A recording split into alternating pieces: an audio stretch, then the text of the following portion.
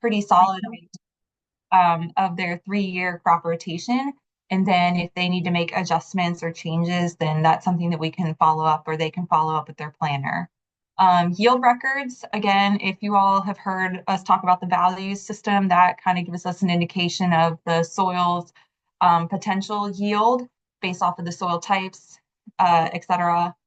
Yield records are really helpful because that gives us maybe a better understanding of what can actually be yielded in that field. So we ask for the past 5 years. We usually work with the top 3. We understand that things happen from year to year. So we do need those yield records.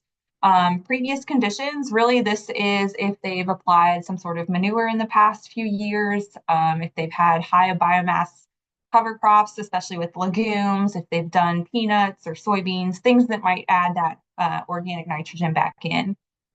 Typical fertilizer schedule, I usually ask producers like, hey, what kind of fertilizer are you doing? Are you doing a pre-plant broadcast of some potash? Are you doing a starter? How many side dresses do you typically do? Are you looking to do multiple side dress applications? Like, is this something that they're thinking about? So kind of what their typical fertilizer schedule is just makes the plan more applicable for them, right? So doing that, animal numbers, of course, whether they're permitted or not, is helpful to know if they have some animals on the farm and creating manure, which leads us into the next point, manure samples. Again, that's something, and we'll talk about this later on, that we can help sample with, but if they're having litter, they need to take a litter sample, manure samples from the hog lagoons, dairy slurry, all that good stuff, making sure that they have those up to date.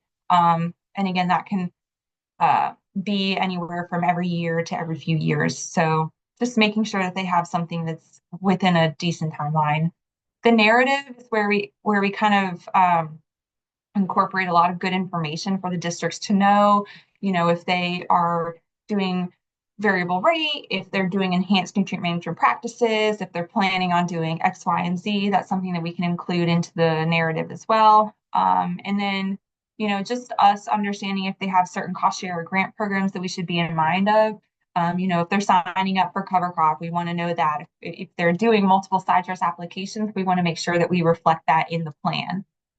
So a lot of things for us to look at and incorporate into the plan. I will say that I encourage that all acres that are on an operation be put into a nutrient management plan. So if you are talking to those producers, you can also emphasize if they put all those acres in, then maybe they're not signing up all of those for practice this year, but maybe next year they might want to. It's a little easier, at least in my experience, to have all of those acres already in the plan. That way it's already set to go. If we have to make some adjustments, we can, but kind of have everything in instead of not having enough in and then having to come back later and make big edits. Let's see. This is a recent handout that has been sent out to the districts. So kind of pulling some different information and pieces of really what we just talked about. So you can actually find this on the DCR website under the district toolkit, I believe. But this is what's really required for a nutrient management plan. It talks about if you need a newer updated plan, contact your nutrient management planner as soon as possible. It does kind of make a note about a planner workload. So that is true. Depending on the planner workload, it can take up to a few months to write or update plans. We'll talk about how the job is kind of cyclic. So sometimes if the producer can get to us with, a few months in advance, they know they have things that they're changing, or they know their plan is set to expire, or you guys do, working together, all of us, to make sure that that producer and the planner is able to talk to each other a few months ahead of time. We can definitely get stuff ready, revised, and set for the new plan in a good timeline. So doing that, like we said, encouraged to include all your fields into your plan, making sure that everything is covered. And then the right side of this brochure or handout talks about what we just went over, kind of those maps, the crop rotation, any of those samples. And the nice thing about this is that at the bottom, you can include the DCR nutrient management planner information in your region or their service area. And then there is a QR and a link at the bottom for private planners as well. So we've also had that updated. Our directory for nutrient management certified planners for hire. So like I mentioned, I'm sure you all have this experience as well. Our jobs are cyclic. There's busier times of the year. There's certain times of the year that we focus on certain things. Very true for nutrient management planners. So kind of in where we are right now, of course, we know that the farmers are getting ready to plant, or they're in the middle of planting, or they're starting to wrap up planting. So that's definitely, for me, that's when the producers are kind of out in the field doing that work, and they're not necessarily maybe reaching out to me because we've already met, we've already got everything updated and ready to go. So kind of in the summertime, I would say that it's a little bit of a downtime for me in regards to maybe writing plans. But I'm absolutely talking to the producers to say, hey, your plan is set to expire at the end of 2025, early 26. Maybe keep in mind that we need to get some soil samples ready to go post harvest. So, once you get out of the field this year, think about grabbing those soil samples in that time frame. So again, going into that crop season, getting into harvest and prep for cover crop planting, I'm reaching out to a lot of producers, making sure that, hey, if you guys are needing a plan, let's think about getting those soil samples, pulling those, sending them off, etc. That's where September and December kind of come in, where we're sending off the soil samples, we're sending them off, getting the analyses back. January to March is absolutely another time where we're starting to touch base with a lot of producers.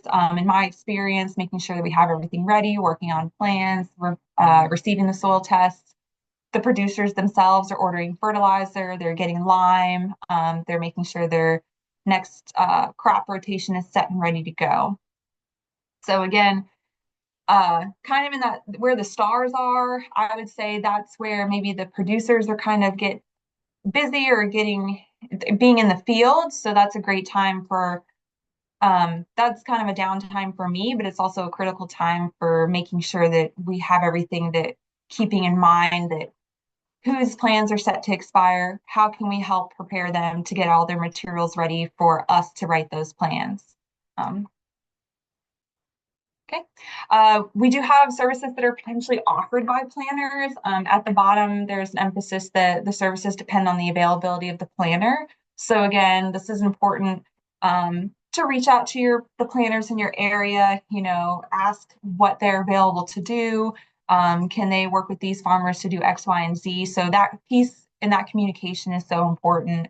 And so, of course, we can help calibrate manure spreaders, manure sampling, definitely soil sampling, and then fertilizer calculations. So just having these available in addition to writing plans. But again, check with those planners, check what availability they have as well. Okay. All right, now we're gonna switch gears a little bit from what the planner needs to build the plan into how you actually take that information and put it into a plan. And so where does this plan content come from? All the information comes from our nutrient management regulations. They're available either on the Virginia Law website, which is a top link, or the bottom link, which is the Virginia DCR website. They're updated as a regulations update. The section that relates most to what goes into a plan is called the plan content.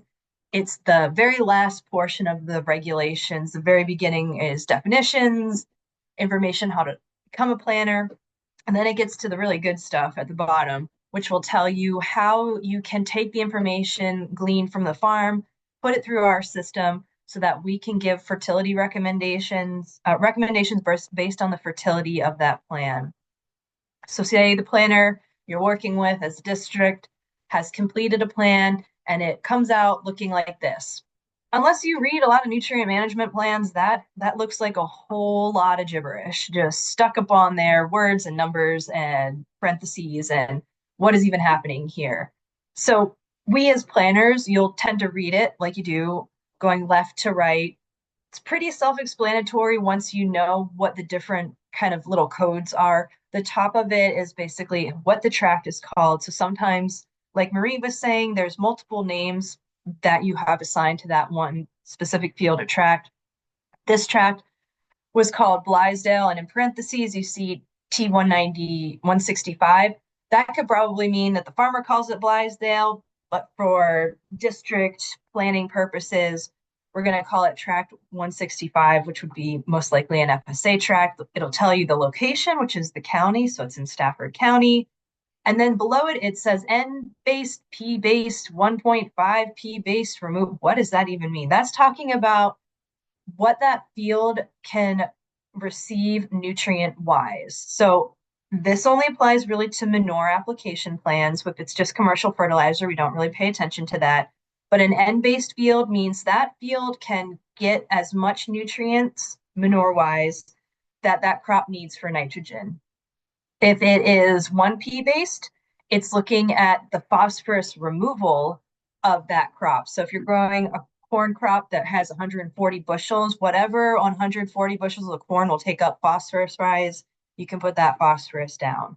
1.5 times P removal is the same as P removal, just bumped up a half percentage essentially. And 0P means there's no phosphorus allowed. This is related to the phosphorus index, which is manure based, again, not commercial fertilizer. So if you have a field that's very high in phosphorus and you're putting down like a commercial blend of urea or anything like that, you can't go over the nitrogen needs of the crop, of any crop, but then you can't go over the phosphorus needs of that crop as well. So if you have a very high commercial plan, you don't put any phosphorus down. However, animals, they create manure whether your field says it's very high in phosphorus or not. So to a certain extent, we can allow planners to put down that. And so then that all comes to play. If you look under the field/name section of it, it's saying this is field 6 of this Blaisdell tract.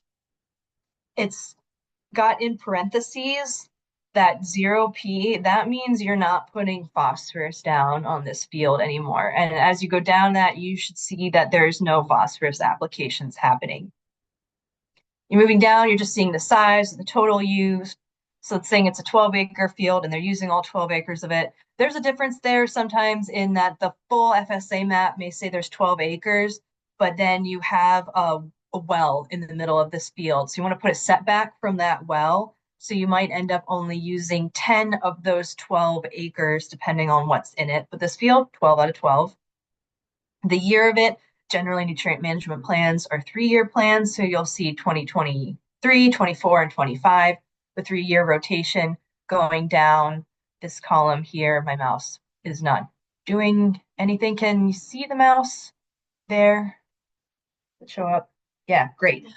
So here is the column 2023, the crop you're going to see in it, 24 and 25. So if you just read it across, the crop they're putting in is barley for cover. Cover doesn't need any nutrients. So the NPK pounds per acre, 0.000.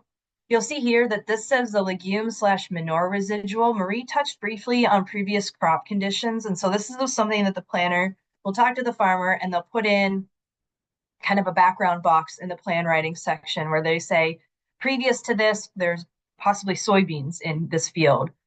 And because of that, you're getting a legume residual. The leg/man resid is short for legume/manure residual. So the fact that it's the first one means that the residual is coming from a legume.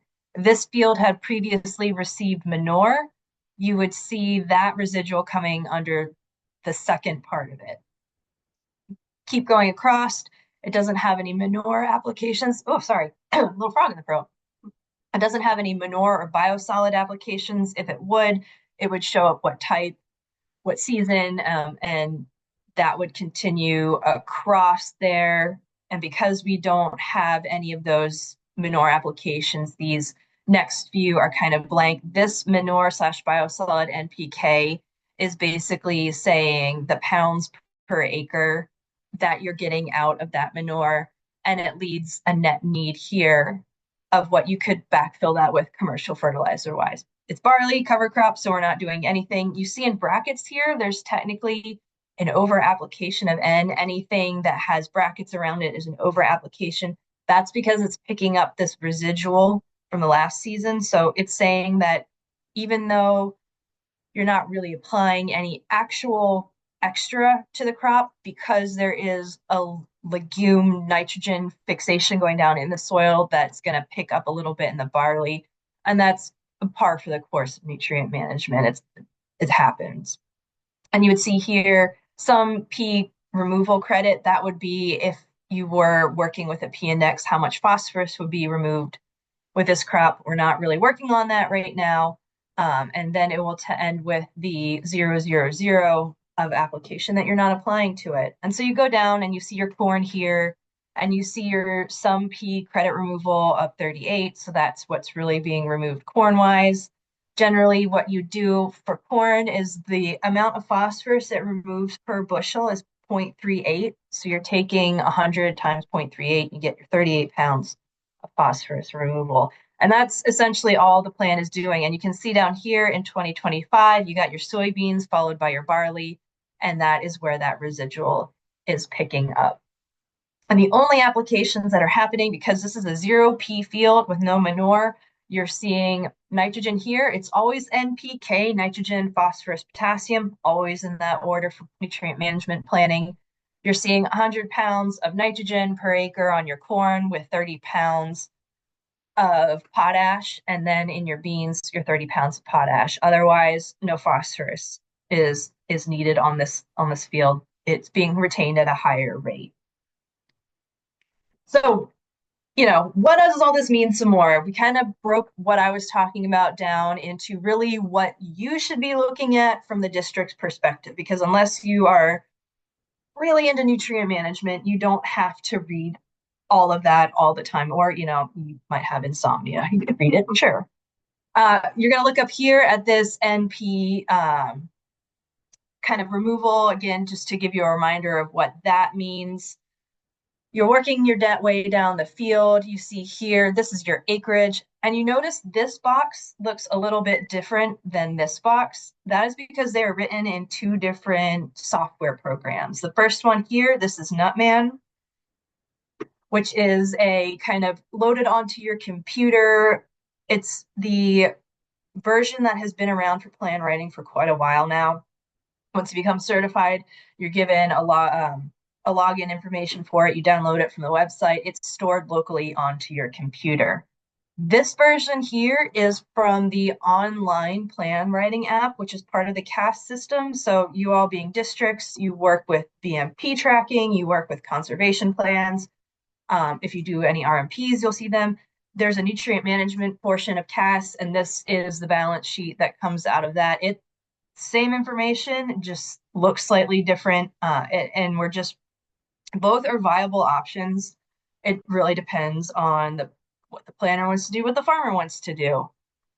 So if you get plans that look slightly different or in slightly different formatting, no one's trying to like pull one over on you guys. We just have two systems going on right now.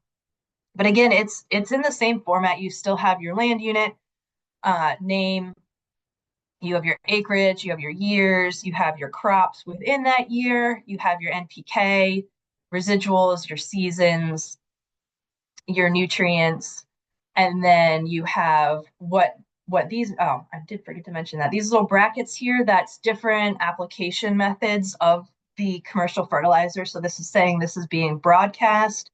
These are being side dressed, the SD, B that's banded. And I also did forget to mention, and I don't know if we have an arrow, but if you see little numbers here in the corner, these are notes. So if there's something going on in the plan that doesn't really fit into the plan, sometimes, for example, if they're doing multiple applications of side dressing, you can say, oh, maybe we're just going to do 90 pounds here, but then put a note and say that each of those are going to be broken down into 2 or 3 different applications. Or if you have a hay or pasture, you need to do this amount of manure fertilizer after you do a cutting of hay. And so things that don't necessarily fit in here, you make a note. And then at the bottom of the plan, it'll say 1, and then what note 1 is, what note 2 is, what note 3 is, et cetera, et cetera. And so that is what those mean. And then along this line here, this is something that maybe doesn't show up in the old version, is your Lyme recommendation. So if there's a Lyme recommendation, I don't think I cut it off. So it's not in the Nutman plan. It would show up elsewhere in a plan for Nutman, but this is just saying how many tons of Lyme the plan is going to be recommended. And there are a few things in here that are regulatory wise for us, and we don't really have regulatory in the sense of this is what's required for a nutrient management plan. In the winter, if you're doing any kind of winter grain, we're only going to allow a maximum of 40 pounds in the winter of nitrogen. So as a plan reviewer, you want to make sure if someone is doing a grain here, you're not seeing anything that's over 40 pounds of nitrogen. In this version, you'll see that there are a few more brackets here. You have for your residuals, you have your history, your legume, your manure, your biosolids. When before it was just legume or manure. We broke it down a little bit further into the new online app.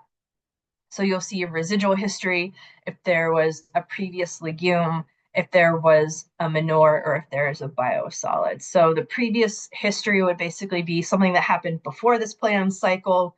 The legume would be something that's happening in this plan cycle. You can see this here from this legume cover crop, how it's in this second column here now for corn.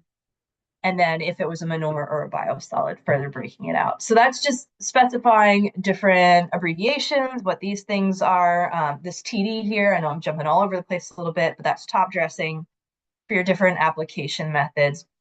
There are even more application methods than banding, broadcasting, top dressing, and side dressing, especially if you get into specialty crops.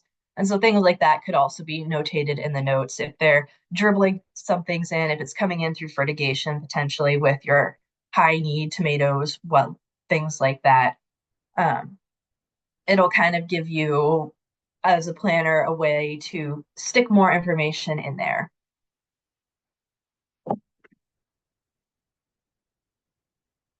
Okay, so kind of coming back to how the plan works with what you all are doing with some of the programs and specification signups. So when you look at the nutrient applications, what Steph went over right there in the balance sheet was what we're kind of recommending. What are you doing a broadcast at plant? What are your side dress applications looking like? So when you're looking at the specifications, if it's 3C, 5N, all that good stuff, it's saying, two side dress applications. Sometimes it might say a minimum of 20 pounds of nitrogen needs to be applied to be considered a side dress. Maybe on the NM4 with the split winter applications, it might say, oh, well, you can only put out 40 pounds at this side dress and 50 at this side dress. So how do you figure that out? How do you go from, well, the farmer is saying, well, I put out 2400, I put out 23 gallons an acre, but the plan is saying, for instance, on this last one, well, it's 30 top dress or it's 40 top dress. How do you confirm that? How do you get to see if it's matching? So just as an example, we'll look at one calculating a liquid fertilizer application and then calculating a dry fertilizer application. The big difference is that liquid is going to have to convert from gallons to pounds. So we have to have a density in there. The density is typically found on the label of the jug of starter or whatever they're using, or there's pretty much averages of densities you can find as well. So again, as an example, the farmer comes in with a work order. They had commercial fertilizer company that applied 24003 at 23 gallons per acre side dress to the corn crop. All right, so what does that mean? So we have the 23 gallons. We pretty much, that's what his rate was, 23 gallons per acre. The way that my brain works or looks at it is that I'm trying to cancel units. So I'd look at this one, I'd cancel out my gallons. So I'd be using my density here. 1 gallon actually contains 10.84 pounds of fertilizer material. So 1 pound of fertilizer material has 0.24 pounds of actual nitrogen within it. And I'm getting this number from this 24. The 2400 is actually given to us as percentages. So NP and K, but these are actually percentages. So it's 24% nitrogen, 0% phosphorus, 0% potassium, 3% sulfur in this blend. That's where this 0.24 comes from. So I'm canceling all of my units. So really at the end of the day, I figured out that the producer really put out 60 pounds of nitrogen per acre. in this 23-gallon mixture of a fertilizer material. So did that work within our specification? Did that work within the nutrient management plan recommendation? Those are things that we can ask and work with the farmer as well. So again, this is your liquid fertilizer application. The dry fertilizer, you can see it's a few less steps. And in this example, we're talking about a top dress on the wheat crop. So kind of going back again to this balance sheet. Well, if we're looking at a wheat crop right here, I might be recommending 30, 30, 80 broadcast at planting, and then you can top dress to 30 and then a second top dress with 40 pounds. And again, these are pounds per acre. The farmer is telling you, well, I put out 4600 at 80 pounds per acre. So we have to do a little bit of math to convert it over to true pounds of nitrogen per acre. So again, they walk in, they say, I put out 4600 at 80 pounds per acre. That's their rate. So at the end of the day, what I'm looking at is, okay, well, the rate was 80 pounds per acre. 1 pound of fertilizer really is actually include having 0.46 pounds of nitrogen per that 1 pound of fertilizer. Again, I've got that 46 from this 4600. Again, this is presented as a percentage. So that's where we're doing this calculation. So really at the end of the day, they're putting out this 80 pounds per acre, but all in all, they're actually only putting out 37 pounds of nitrogen per acre.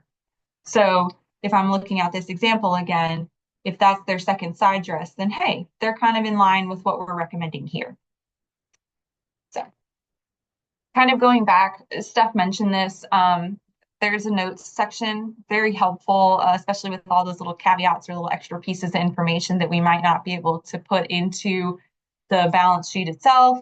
Maybe it might not make sense to put it into the narrative because it addresses multiple different fields. This is a great area where you can put notes concerning cotton side dress, corn side dress, PSNTs, the pre-side dress nitrogen test or nitrate test, and then maybe additional hay production. So we put these here that way when we have discussions with the farmers, we say, okay, well, hey, you want to side dress cotton. We're really not recommending side dressing cotton no earlier than the first square. You can have side dress done between first square and first bloom.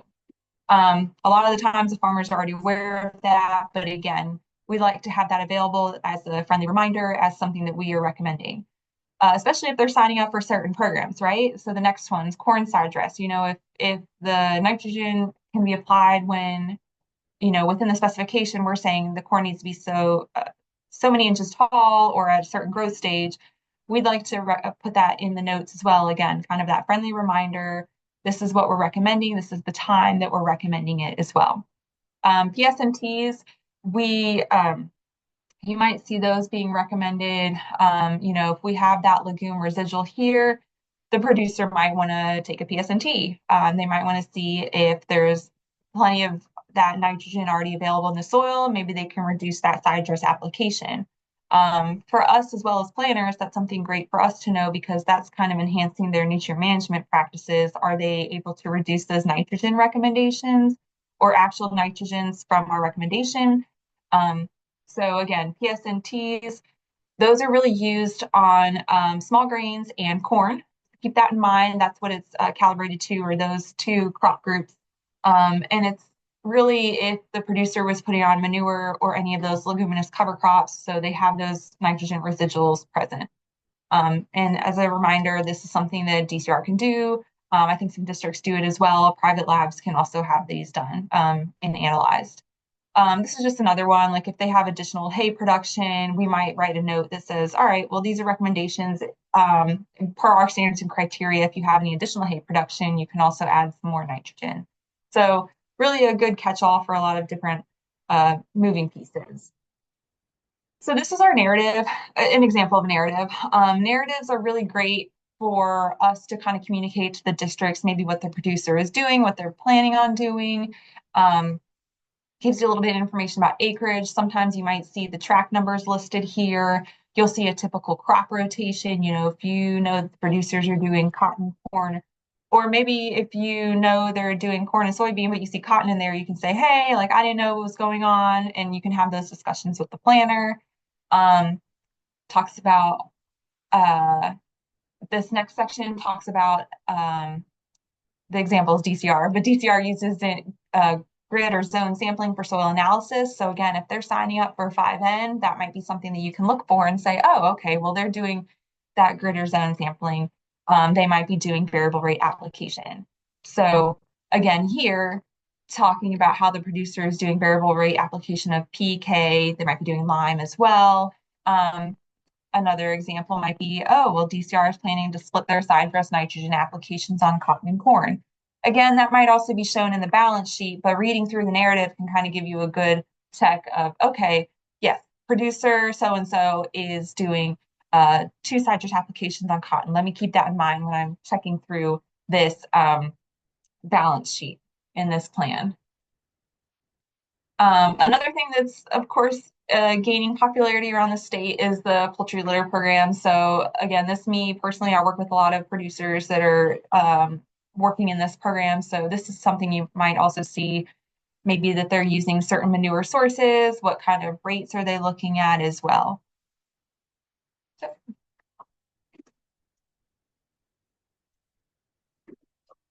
And then again, this is the example of the cover page, which would be on top of the plan. Two different formats. Again, there just are two different versions of the plan writing software we have right now. The one on the left is good old-fashioned Nutman.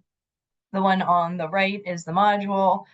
It could look like this. It could be centered depending on what you want. It comes to the planner as a Word document. So you could fix the formatting if you personally liked it center or left or straight down the middle, whatever floats your boat in that particular day.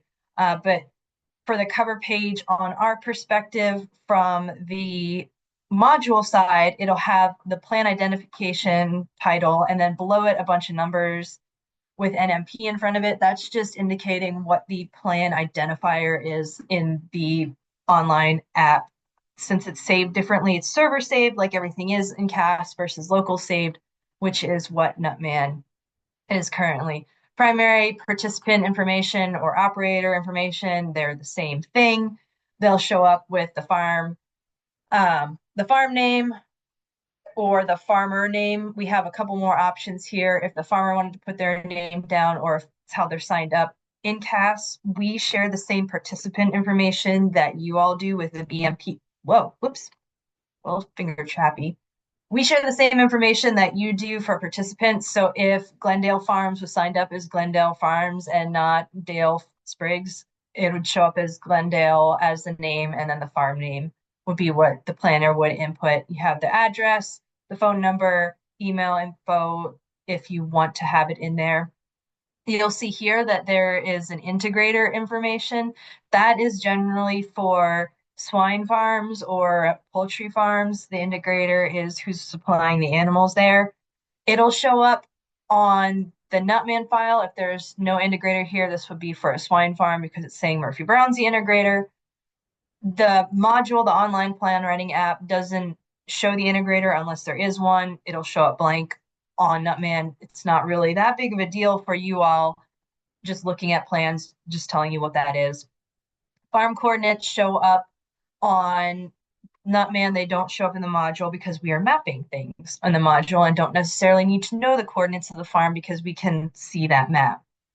The watershed information will show up and what counties they're in. The plan writer information will show up, just showing that it's a legitimate plan. It'll show your name, your address, your email, your phone, your certification number. And then in the new plan writing app, if that plan has been amended or modified in any way, and that's basically just saying mid-plan, they needed to change the crops around, they're adding in some more acres. This will just say, I looked at the plan again on this date, and it'll show you another date versus the one where you sign it and date it down there. Acreage information showing you the total mapped acreage, the total plan acreage. Again, that could be less than the total mapped acreage depending on if there's setbacks or anything like that. It breaks it down into cropland, hayland, pasture, and specialty. If you do any livestock in that farm, it will show you the amount that's there. So we'll jump back over to the Nutman plan. Since this was an animal farm, you'll see that there were 1,350 pigs on the farm. And then the manure production will show up in that. Since swine is liquid, it'll show up in the K gallons. If it were poultry or potentially beef cattle, it'll show up in tons, and you're going to see what's produced. If any of that's exported, that'll show, and it'll show what's used on the farm. Additionally, the plan writing app has imported manure. So if you're importing manure through the poultry litter import program, it'll say the basically what season that manure is coming in from.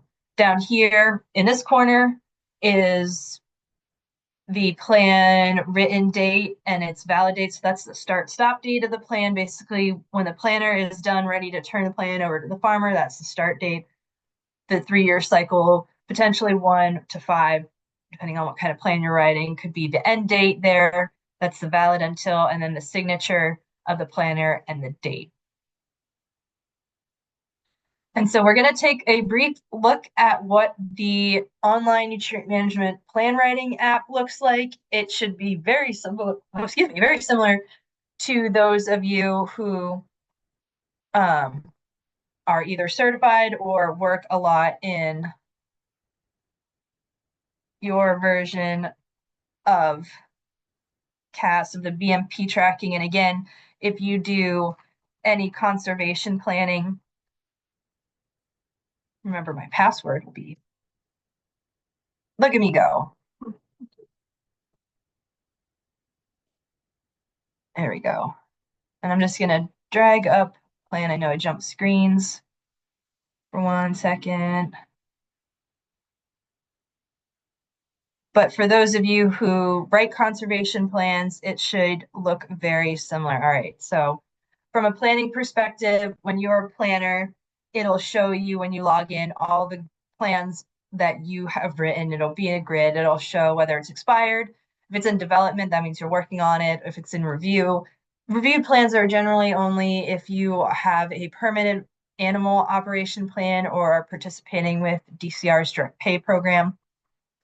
But so when you go into the plan, you'll see all the different features of it that we use to write the actual plan. But what I wanted to focus on for a few moments today, since this isn't really a plan writing school, is the mapping portion of what we as plan writers are looking at, and then how this can be beneficial for you as conservation plan writers. We share participant information and we share the maps. So if you have worked with a conservation plan and you had to draw out all those acres, or looking at working on a conservation plan and know that that plan has, that acreage has a plan in the module, we share land units back and forth. So there is a really great way that if you know you're going to write a conservation plan for something that is already in the module, if you kind of shrink up the boxes to see all of these land units down here and click this all land units tab, it'll pop up of all the acres that are in nutrient management, in RMP, or in conservation planning in the state. So it didn't really show up when I was zoomed in that closely, but all the nutrient management acres are blue, and all of the, you gotta click on statewide plan units, make sure you do that too. So you click on all plan units and then statewide plan units down there. It's kind of a 3-button click. But now you see all these black boxes are the conservation plan boxes. All the blue ones here are nutrient management. And then if a red one pops up, that's resource management planning. So if you see some acres here, and I know this is me stealing the drawn out acres from a conservation plan, but if I'd go to click on this field here, it would come up with information on that plan, and I can add this plan to my land unit. And it would be the same for the reverse. If you would see this nutrient management plan as a conservation plan writer down here, you'd see this. You could click on that plan and add it to your plan land unit. So instead of having to go and draw out that acreage and all the fun and excitement that brings to our lives, you can just click a button and it will automatically, so I want to add this to my plan land unit. It opens it up to add the identifier, the name, and all the information you need in there. So that is one great tool that we have in mapping because we do share it back and forth. If you have to draw out a land unit for any reason and it's already drawn in there through nutrient management or RMP, you may certainly borrow our land units because we're borrowing yours from conservation planning. And so that's kind of how we lay out our mapping. Pretty simple. If anyone has any experience with GIS, it's clicking and typing for the main part. These buttons up here jump us back into the actual plan writing portion of it. So we have information on the details where we kind of fill out the information that goes on the cover sheet. The participant is the participant information that shows up here saying who is kind of in charge of this plan. BMPs, these are technically only voluntary ones that we can put in there, nothing that crosses over with the cost share. Spatial summary, you can just see the hucks that these fields are in. Soil summary will show you a list of all the soils. The map is linked to SWCD, which is Web Soil Survey, so we have the most up-to-date soils information being loaded in there. Land unit summary, and this is where you start putting in the back information of the plan. So once you have the plan mapped out, you'll click on these fields and you'll be able to add the history of the plan.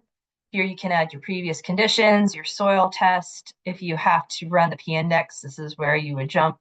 It'll tell you if a field's environmentally sensitive or not. You enter your animals here, chickens, cows, what have you, how many, what size. Crop rotation, once you have your fields drawn in, it will let you add in your rotation. So you can build it up as you see fit by either adding crops, or you can kind of do pre-built rotations, and then you can copy these rotations to other fields if you'd like. Manure storages are required, so you draw that out on the map as a storage, and then you dissociate animals with it to work your manure from there. If you're essentially importing biosolids or chicken litter, you have information to load there. So in this situation, we imported some litter. It'll just show you the consistency, how much, and then you have your analysis, which will help you do the last final bit of your nutrient applications. And so this is what really goes into building that balance sheet that we're talking about from a planning side, where you'll enter what kind of nutrients are going on that field. So this cornfield was getting 2 tons of litter. That went over its P needs, which we can work with because it's a manure source, leaving some N and K. So we might say follow that up with some side dressing of nitrogen in the summer, and then potentially banding in phosphorus before you even put down the litter. Up to the farmer, you really have to talk to them as a planner from the planner's perspective of what nutrients they have available and how they can apply them. And then the rest of this is basically how we can print the plan. So that was the really quick and fast version of the CAS system from the planning side. If any of you are certified nutrient management planners and want to join us in the revelry that is the online plan writing system, feel free to give me an email or a call anytime and we can get you set up and rolling in there. A few things from nutrient management training. If you are a certified planner and want to get more information on writing plans, we're starting a Back to Basics plan writing webinar. It will be the end of this month, 2 weeks from Thursday, where we'll basically go through each in half an hour increments every month or so. We'll go through each of the steps that are required to write a plan. This first session will be on what information you need to collect from the farmer to write a plan. If you're already in the module and need some assistance on how to work on things, we have an online training video platform. At that link, you can click there and you can watch some videos of how to do mapping a little more efficiently, some of the tips and tricks we've learned over the years. And if you are not certified in nutrient management and would like to join us, well, we have a summer training that is just for you. It's coming up this June 24th and 25th is the basic soil science, soil fertility, and crop production school that is taught by Virginia Tech professors. It's virtual. It's also required for conservation planning. So if you want to do it from that side, you can. We have our registration up on the website. If you click on that link, you can register. And then we have an in-person plan writing school, July 8th, 9th, and 10th. It'll be at Blue Ridge Community College, and we will go through how to write a plan by hand. And that is what we had for you today. We have at least 7 minutes for questions. So is there any burning questions anyone has for us today? Drop them in the chat, wave a hand. Are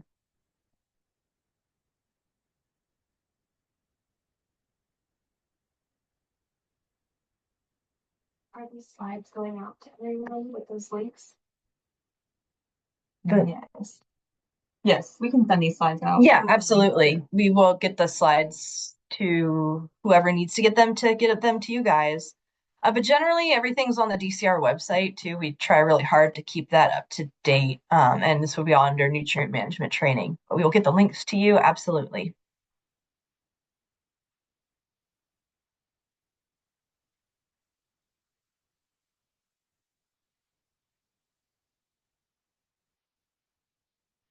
And if anyone thinks of anything, we log off and you go, my gosh, I have the most burning nutrient management question in the world. Feel free to contact Marie or myself at any time. We have our emails and phone numbers there. We are happy to help you out with however we can, nutrient management wise.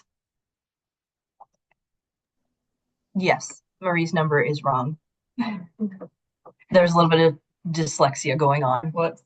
Oh, well, it happens. But otherwise, thank you all for participating. We hope you have a fantastic rest of your Wednesday. And yeah, let us know if you've got anything nutrient management wise. We're always here. Hey, Stephanie, it's Shannon. I just wanted to let you know when I send you a link to the recording, I can also send you the email addresses of everyone who signed in for the training if you want to forward the material out. Yeah, absolutely. Can do that. We'll send you one big email and everyone can get this. And then you'll have our contact information too.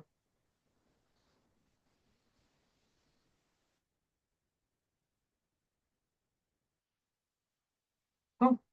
Have a great day, guys. I will try to shut this presentation down. Bye, guys.